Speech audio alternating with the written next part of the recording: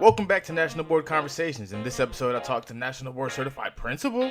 Yup, I speak to Yolanda Harman. She's a National Board Certified teacher and assistant principal at Northern Garrett High School in Garrett County, Maryland.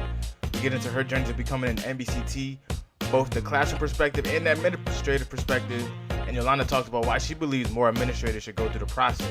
I hope you enjoyed this conversation as much as I did. Here's my conversation with Yolanda.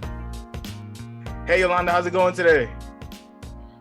Do you want the truth or do you want me to? I mean, you can give us whatever answer you feel you want.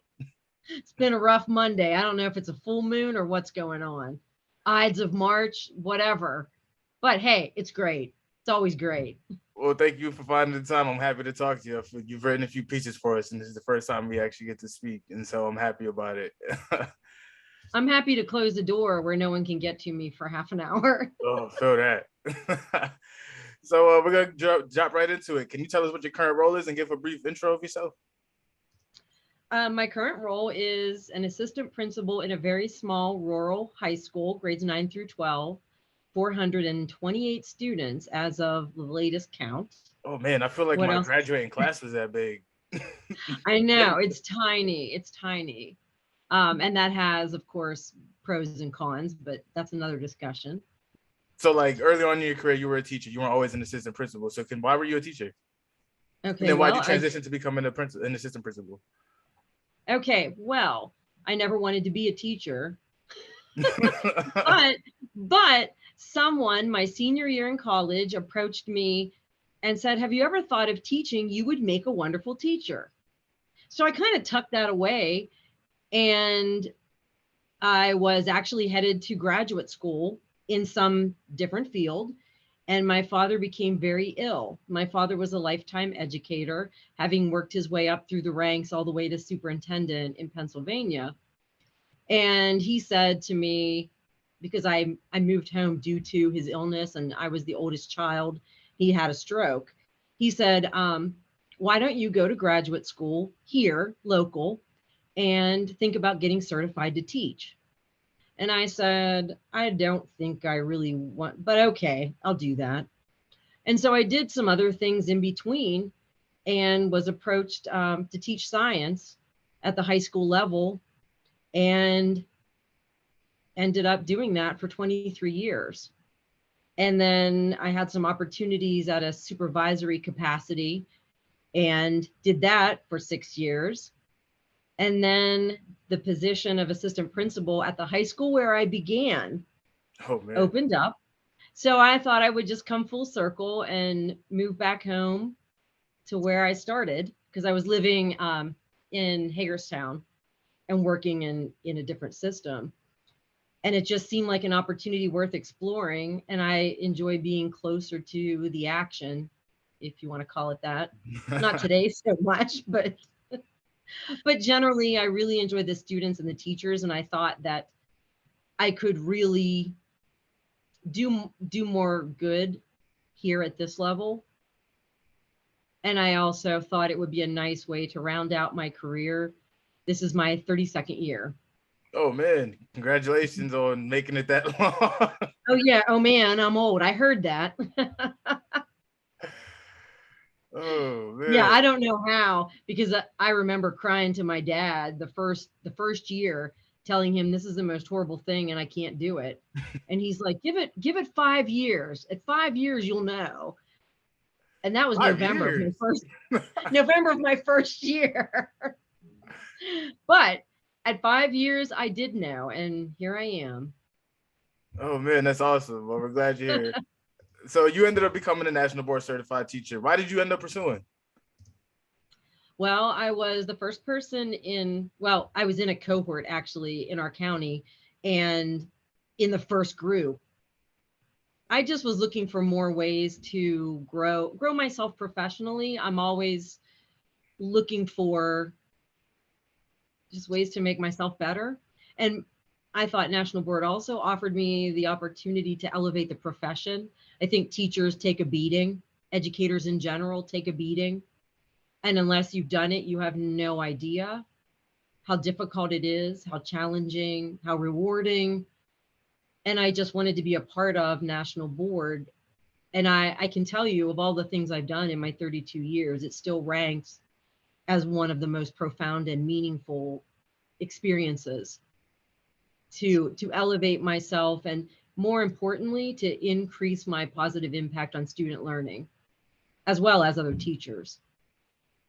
And so as an administrator, you wrote a piece for us encouraging other administrators to go through the process. Something we try to do. We try to get administrators to go to the process, and it's usually more difficult to get administrators to do it, which is a little understandable. But why are you such a champion for administrators to go through the process? Well, there are several levels to that. First, just because the process was so rewarding, and I've done many different kinds of professional development. I have advanced degrees, and again, this ranks in the very top of not only making myself better, but helping me to connect with other people who are of like mind, and just continuing to grow professionally. The second reason is that the professional opportunities afforded by the national board through national board are some of the best that I've ever engaged in. So I really think administrators need to be a part of the process so they can encourage and support teachers in their buildings. And the most important thing of all is that I think it really gives street credibility to an administrator who may be out of the classroom for some time. And I can speak to my experience in particular. You know, I've been out of the classroom since 2013. Now I've done a couple, things here and there. I've covered classes, etc. But by forcing myself to go through the renewal process, because I was still under the old umbrella with the old timers, by forcing myself to go through that, particularly during COVID, while I had students in front of me, students at home, students in the chat, I'm running 3 different monitors and a smart board, and I have a dry erase board. I needed a whole video crew, sound and video, to assist me. And I think it brings an appreciation to the lift that teachers had to do. It made me more compassionate for students and teachers. And I think if you came into education because you love teaching, I don't think you should ever lose that connection for yourself, for your students, but most importantly, so that you can advocate and support your teachers.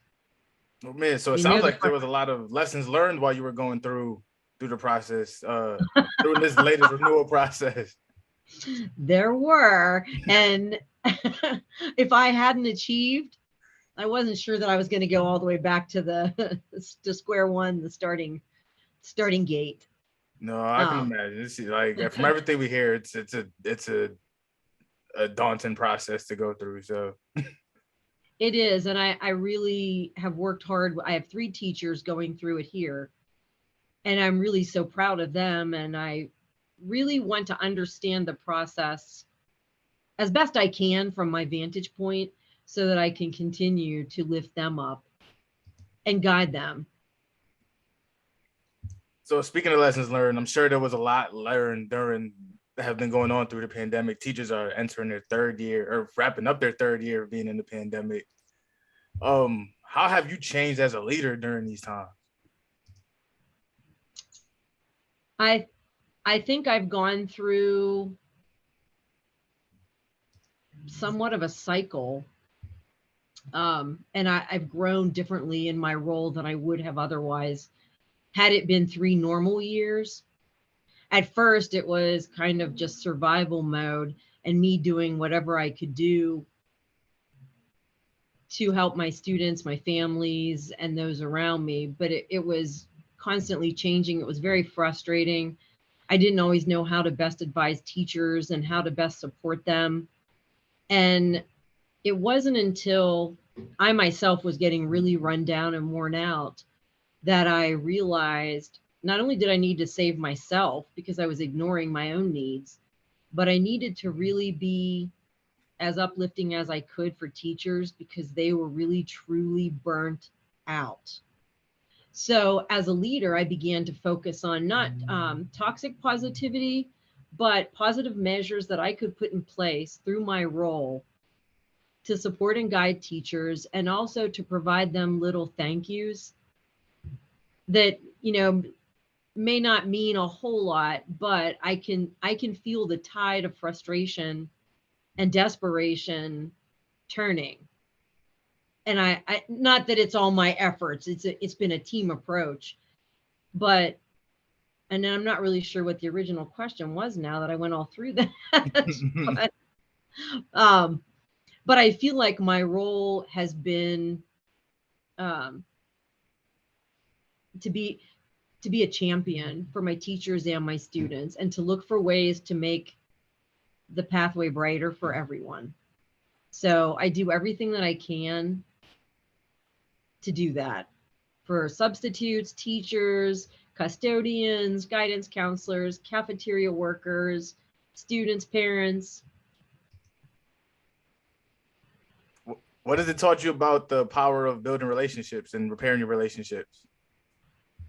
Well, I think from my blog, I've always been a person that believed in the importance of relationships, but particularly in my role as an administrator, in order to facilitate positive changes or to guide people in a meaningful way or to correct students who are misbehaving, there has to be a foundation of relationship first.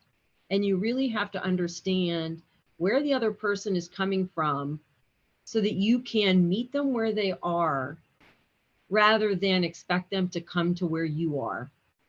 I mean, I'm an adult. I'm a little older. I'm dealing with high school kids. I'm dealing with new teachers.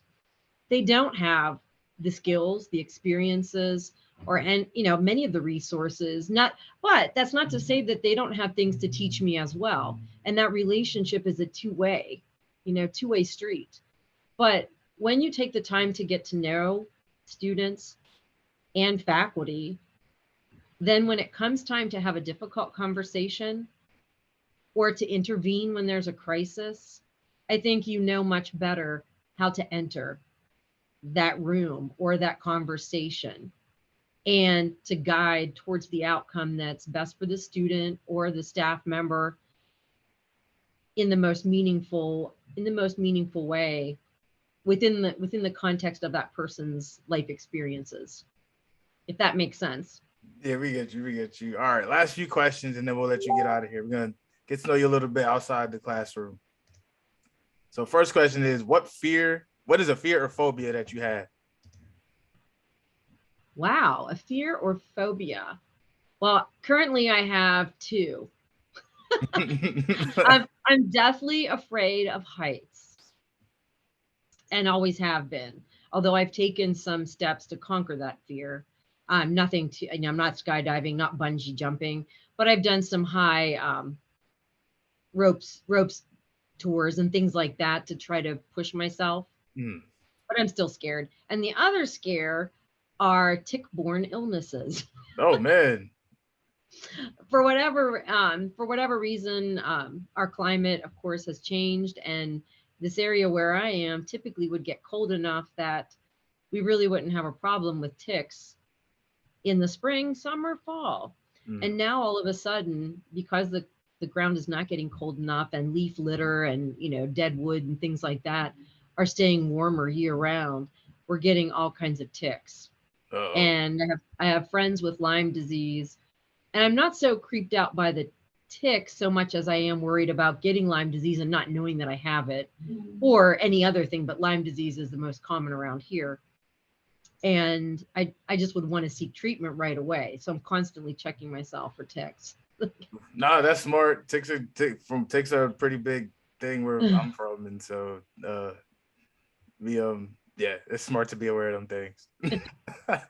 What is your favorite item you've bought this year? Oh, wow. My favorite item. I don't have any one favorite item. I have lots of favorites, and they are books. Oh, nice. Any recommendations? Oh, hundreds. Contact me. I will tell you, professional, or just leisure. I love to read. A wide array of things. All right, last one, and then we'll get you out of here. What is your favorite dessert? Or give us a list of 2 or 3 of your favorite desserts. Wow. Anything with peanut butter and chocolate, ice cream, and pumpkin pie. I love pumpkin pie. Oh, I like it. Pumpkin pie is really good. All right, well, thank you, Yolanda, for taking the time. This was a lot of fun. I had some good laughs, and I enjoyed talking to you. Well, I really enjoyed it too, and thank you for allowing me the opportunity. What a great conversation with Yolanda. I hope this is a push some administrators need to push themselves through the process. I want to say thank you again to Yolanda for chatting with me, and thank you for listening to National Board Conversations. Be sure to follow us on social media for all National Board related updates, and we'll see you next time.